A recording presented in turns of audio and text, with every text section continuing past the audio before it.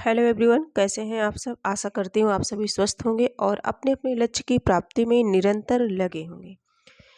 आज की क्लास में पुनः मैं कुछ महत्वपूर्ण प्रश्नों को लेकर के उपस्थित हूँ।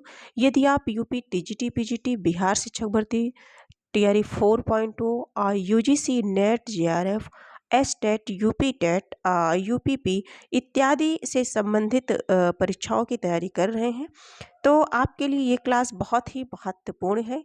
और आज की क्लास में ऐसे महत्वपूर्ण 10 प्रश्नों को सम्मिलित किया गया है जो परीक्षा में बार बार पूछे जाते हैं। तो देखते हैं।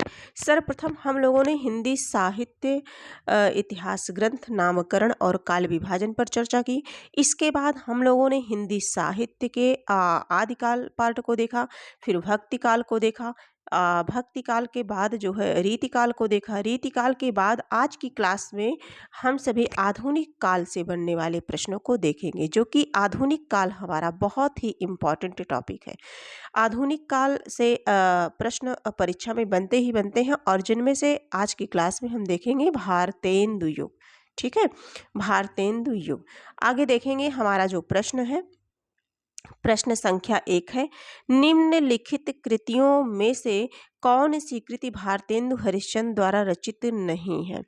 देखेंगे हम सभी प्रश्नों को कि निम्नलिखित कृतियों में से कौन सी कृति भारतेंदु हरिश्चंद्र द्वारा रचित नहीं शब्द पूछा गया है।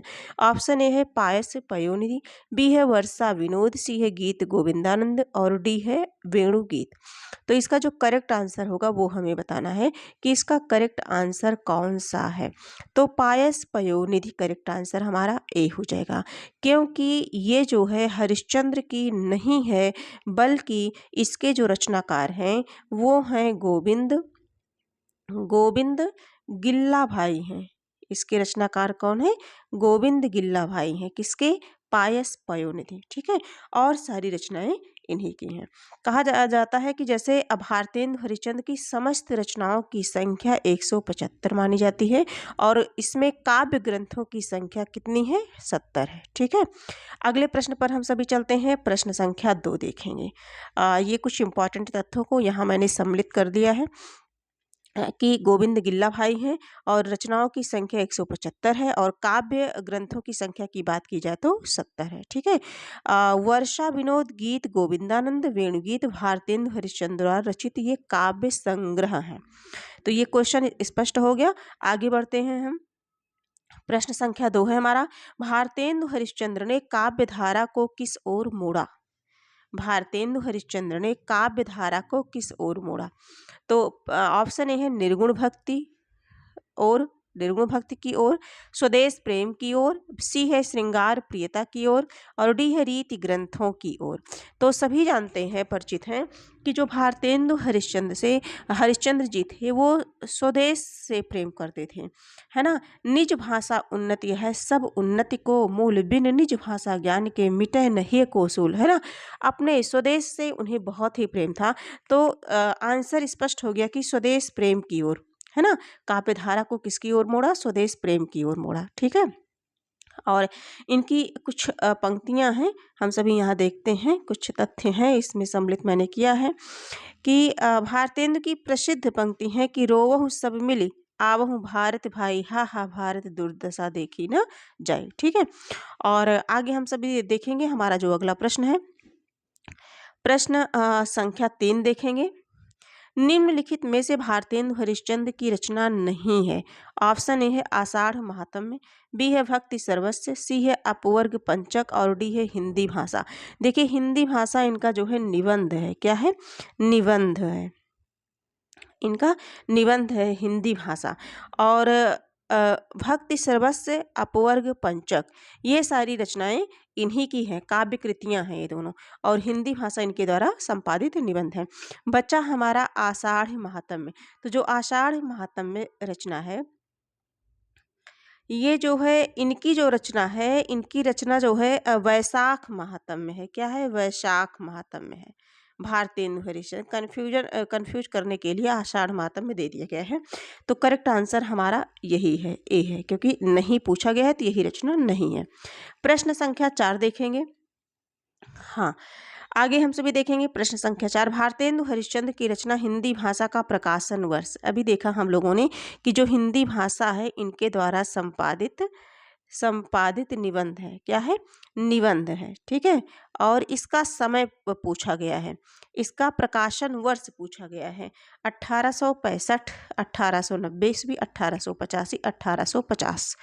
प्रश्न संख्या 4, इसका करेक्ट आंसर होगा जो है 1890।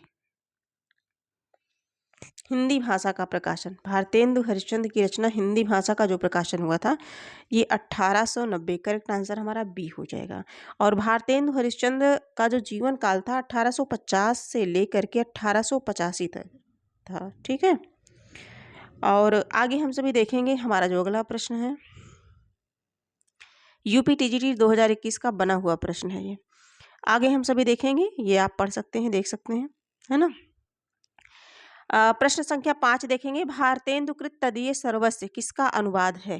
भारतेंदुकृत, इनकी जो रचना है तदीय सर्वस्व, किसका अनुवाद है? नारद भक्ति सूत्र का, ऋतु संहार का, मेघदूत का, आंखों की किरकिरी, मतलब किसका अनुवाद है? इसका करेक्ट आंसर क्या होगा? प्रश्न संख्या 5, प्रश्न संख्या 5, इसका करेक्ट आंसर होगा नारद भक्ति सूत्र, यानी कि करेक्ट आंसर हमारा ए हो जाएगा। आगे हम देखते हैं हमारा जो अगला प्रश्न है, कुछ तथ्यों को देख लेते हैं। देखिए, भारतेंदु कृति तदीय सर्वस्व 1874 ईस्वी, नारद भक्ति सूत्र का अनुवाद है। इन्होंने सांडिल्य भक्ति सूत्र का अनुवाद भक्ति सूत्र वैजयंती शीर्षक से किया। और भारतेंदु हरिश्चंद्र ने लगभग 70 काव्य ग्रंथ लिखे, जिनमें कुछ प्रमुख हैं भक्ति सर्वस्व, प्रेम मल्लिका, वैशाख माहत्म्य, है ना, जो प्रश्न भी बना था कि आषाढ़ माहत्म्य, तो वैशाख माहत्म्य है, प्रेम सरोवर है, बकरी बिलाप मोस्ट इंपॉर्टेंट है, रिपुनाष्टक, तन्मय लीला इत्यादि। इन्होंने फूलों का गुच्छा नामक कविता खड़ी बोली में लिखी। किसमें लिखी? खड़ी बोली में। फूलों का गुच्छा नामक कविता किसकी है? भारतेंदु हरिश्चंद्र जी की है। ठीक है। तो आगे हम बढ़ते हैं, ये कुछ इंपॉर्टेंट तथ्य थे इनसे संबंधित, अगर प्रश्न बनना होगा तो इसी में से प्रश्न आएगा, इसलिए इन्हें पढ़ना ना भूलें। प्रश्न संख्या 6 है, भारतेंदु की रचनाओं का संग्रह किस नाम से है? ऑप्शन है भारतेंदु दर्पण, बी है भारतेंदु ग्रंथावली, सी है भारतेंदु वाणी, डी है भारतेंदु प्रसून। तो इस प्रश्न से सभी परिचित भी होंगे। और रचनाओं का संग्रह पूछा जा रहा है, तो भारतेंदु ग्रंथावली, क्या है? भारतेंदु ग्रंथावली, भारतेंदु ग्रंथावली किस ऑप्शन में है? बी वाले में, तो बी वाला हमारा सही हो जाएगा। ठीक है। आगे हम सभी देखते हैं, कुछ तथ्य हैं, देख लेते हैं। इसका संपादन ब्रजरत्न दास ने किया था, जो भारतेंदु ग्रंथावली नाम से है, और इसका संपादन किसने किया था? ब्रजरत्न दास ने। भारतेंदु के संबंध में राम स्वरूप चतुर्वेदी ने कहा है, लिखा है कि कविता में उनका संस्कार है, गद्य में विचार। जो कविताएं हैं उनकी, उसमें उनका संस्कार दिखता है और गद्य में उनके विचार। ठीक है। तो इस तरह से किसने कहा है? राम स्वरूप चतुर्वेदी ने। ये भी तथ्य इंपॉर्टेंट है। आगे हम सभी देखेंगे हमारा जो प्रश्न है, प्रश्न संख्या 7, प्रश्न संख्या 7, 10 प्रश्न हम सभी करते हैं, और संडे को जो है संपूर्ण टॉपिक से, जो टॉपिक हम लोग पढ़ते हैं प्रतिदिन, संपूर्ण टॉपिक से संडे को जो है 50 मोस्ट इम्पॉर्टेंट क्वेश्चन रहते हैं, टेस्ट देते हैं हम सभी। और प्रतिदिन 10 में से हम देखते हैं कि हमारे कितने प्रश्न सही हुए, 7, 8, 9। ठीक है, या 10 में 10, बहुत अच्छी बात है। तो स्कोर के अपना ज़रूर बताइएगा कमेंट के माध्यम से, और ये क्लास आपको कैसी लगी आप ज़रूर बताइएगा कमेंट के माध्यम से। तो प्रश्न संख्या 7 देखेंगे, हिंदी साहित्य में राष्ट्रीय चेतना के संवाहक और आधुनिक चेतना के प्रणेता प्रथम साहित्यकार हैं। प्रश्न को अच्छे से समझेंगे। हिंदी साहित्य में राष्ट्रीय चेतना के संवाहक, है ना, राष्ट्र के प्रति प्रेम, आधुनिक चेतना के प्रणेता साहित्यकार हैं सोहनलाल द्विवेदी, भारतेंदु हरिश्चंद्र, महावीर प्रसाद द्विवेदी, हजारी प्रसाद द्विवेदी। प्रश्न संख्या 7 है, और शायद गेस कर पा रहे होंगे आंसर कि इसका करेक्ट आंसर क्या होगा। प्रश्न संख्या 7, तो जो इसका करेक्ट आंसर हो जाएगा वो हो जाएगा भारतेंदु हरिश्चंद्र। करेक्ट आंसर हमारा क्या हो जाएगा? बी, बी वाला ऑप्शन हमारा सही हो जाएगा। भारतेंदु हरिश्चंद्र से कुछ इम्पॉर्टेंट तथ्यों को देख लेते हैं जिससे हमें कुछ अलग से ना पढ़ना पड़े, है ना, हमारा रिवीजन हो जाए इसी क्लास के माध्यम से।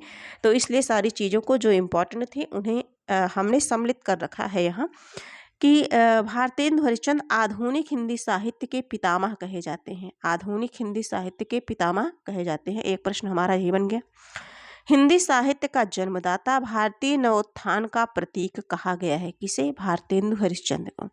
और इनकी प्रमुख कृतियां हैं नाटक वैदिकी, हिंसा हिंसा ना भवती, सत्य हरिश्चंद्र, भारत दुर्दशा, नील देवी, अंधेर नगरी, प्रेम जोगनी, सती प्रताप। ठीक है। निबंध नाटक कालचक्र, लेवी प्राणलेवी, कश्मीर कुसुम, जातीय संगीत, संगीत सार।